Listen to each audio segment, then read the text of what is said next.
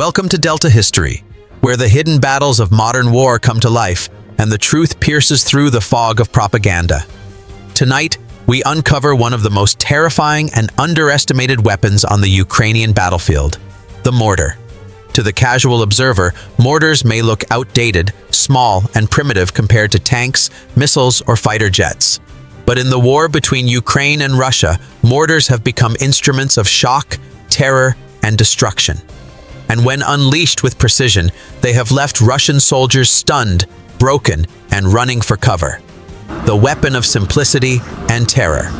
Mortars are simple in design, yet brutal in effect. A steel tube angled toward the sky, a bomb dropped down the barrel, and within seconds, explosive fire rains from above. Unlike heavy artillery, mortars require no massive trucks or long preparations. A team of 3 or 4 soldiers can carry the components on their backs, assemble them in less than 2 minutes, and fire round after round with devastating speed. For decades, this weapon was dismissed as a relic of old wars, a tool of World War II or the Cold War era. Yet, on the battlefields of Ukraine, mortars have returned not as relics, but as redefined tools of destruction. What makes them so devastating is not just their explosive power, but the way Ukrainian forces have perfected their use. Equipped with drones, GPS targeting, and lightning-fast mobility, these mortars strike with terrifying accuracy, hitting Russian trenches, convoys, and command posts before soldiers even know what happened. Scenes of chaos. Picture this.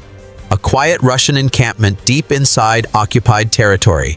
Soldiers relax, cooking meals, cleaning weapons, or simply trying to catch a few hours of rest.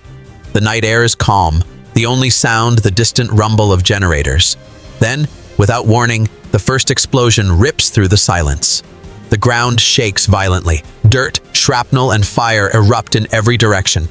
The soldiers scramble for cover, but they don't know where to run. Panic spreads like wildfire as more rounds fall from the sky, perfectly timed and perfectly placed. Within minutes, what was once a fortified position turns into chaos. Soldiers screaming, vehicles burning, commanders desperately shouting orders that no one can follow.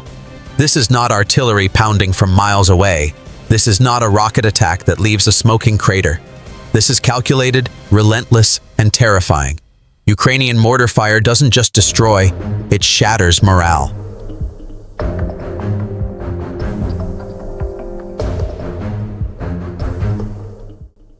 The invisible executioner. What shocks Russian troops the most is the invisibility of the weapon. They cannot see the mortar cruise. They cannot hear the launch. There is no roaring sound before impact, no warning siren. All they know is that death falls from the sky without mercy. And behind every strike, there is a Ukrainian operator calmly watching from a drone feed, adjusting fire with pinpoint accuracy. A single correction on a tablet can shift the next round directly into a Russian trench or onto a moving convoy. This marriage of old weapons and new technology has turned the battlefield into a nightmare for Russia.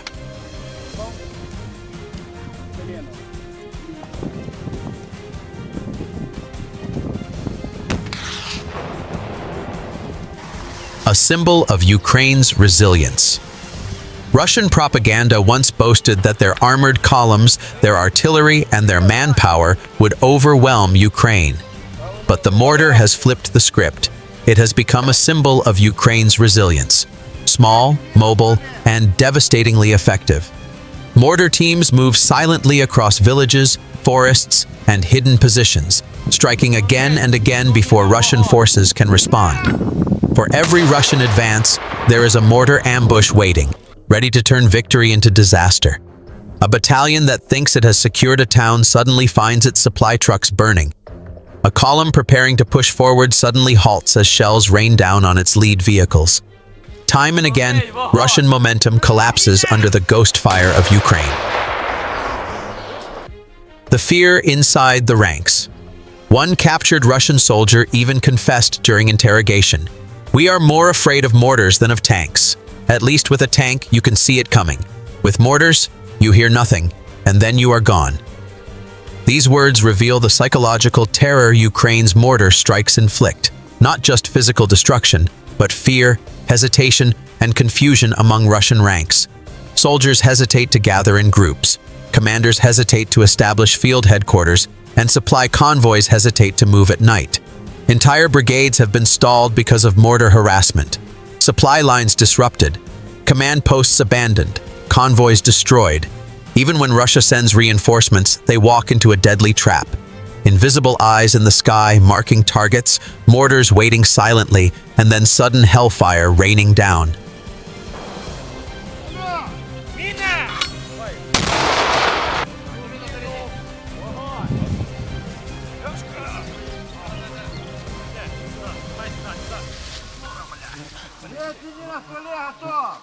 Первый готов! Батарея! 300! 33! Ghosts of past wars, reborn. Mortars have a long and bloody history. They were used in the trenches of World War I, raining death on soldiers huddled in mud. They played a key role in World War II, especially on the Eastern Front, where Soviet and German troops exchanged endless barrages. In Afghanistan and Chechnya, guerrilla fighters relied on mortars to terrorize larger armies. But never before have mortars been so tightly integrated with modern technology as in Ukraine. The combination of drone reconnaissance and GPS guidance has turned mortars into precision strike weapons. A century-old design has been reborn into something Russia cannot escape. The ghost fire of Ukraine. Mortars in Ukraine have earned a new name among soldiers, the ghost fire. You don't see it, you don't hear it, you only feel its destruction. Ukrainian forces have weaponized this fear, turning every battlefield into a trap, every night into a nightmare for Russian troops. Some analysts even argue that mortars, not just HIMARS or drones, have been the unsung hero of Ukraine's defense. While the world focuses on flashy weapons, it is the mortar, cheap, mobile, and relentless, that grinds down Russian advances day after day. Russia's shock and Ukraine's message. And tonight, as Russia reels from the shock of repeated mortar ambushes, the message is clear. No matter how big their army, no matter how many tanks they deploy, Ukraine's fire from above will find them. This war has revealed many things. It has shown the courage of Ukraine. It has shown the brutality of Russia. But most of all, it has shown that sometimes the smallest weapons can have the biggest impact. The mortar is not just a tube of steel. It is a weapon of fear, a weapon of precision, and a weapon that continues to rewrite the story of this war. So remember this, the next time you hear about the front lines. Somewhere, hidden in the forests or the fields of Ukraine, a mortar team is watching, waiting, and ready to unleash deadly fire from above. Because in this war, Russia may have tanks, planes, and missiles. But Ukraine has something far more powerful: resilience, intelligence, and the ghost fire of the battlefield. And so, another chapter in this brutal war comes to an end. The battlefield is littered with the scars of destruction, but also marked by resilience and ingenuity. Ukraine's mortars, once dismissed as relics of the past, have proven that even the simplest weapons can shake the mightiest armies. As the smoke clears, one truth remains. Wars are not only won by numbers or by the size of an army's arsenal. They are won by adaptability, precision, and the will to fight.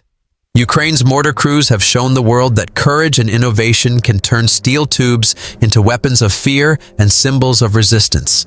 This is Delta history, where the battlefield speaks and the truth cuts through the fog of propaganda.